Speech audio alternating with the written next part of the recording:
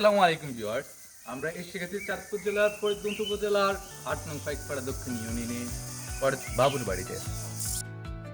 করতুলি জমিদার বাড়ি, যা স্থানীয়দের মধ্যে বাবুর বাড়ি নামে পরিচিত, বাংলাদেশের চাঁদপুর জেলার ফরিদগঞ্জ উপজেলার করতুলি গ্রামে অবস্থিত একটি ঐতিহাসিক স্থাপনা।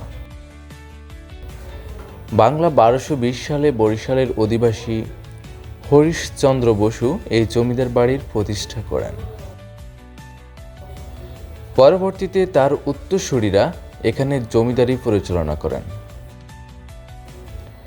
প্রায় ৩০০ একর জমির উপর প্রতিষ্ঠিত এই জমিদার বাড়িতে রয়েছে একটি দুর্গা মন্দির, বিধ্বস্ত প্রাসাদ, অট্টালিকা, কাছারিঘর এবং একটি সুড়ঙ্গ পথ।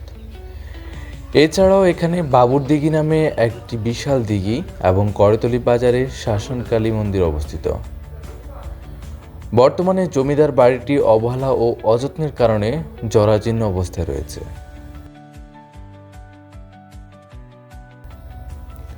দুইতলা বিশিষ্ট প্রাসাদগুলোর বিভিন্ন অংশে ফাটল ধরেছে এবং অনেক অংশ ভেঙে পড়েছে। স্থানীয়রা ভবনগুলোর ভিতরের মাটি এবং দেওয়ালের ইট খুলে নিচ্ছেন,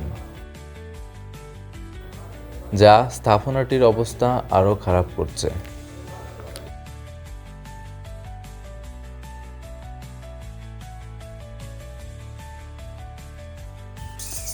তো বন্ধুরা, ভিডিওটি কেমন হয়েছে জানাবেন প্লিজ, আর ভালো লাগলে অবশ্যই লাইক, কমেন্ট, শেয়ার করে দিবেন। আল্লাহ হাফেজ।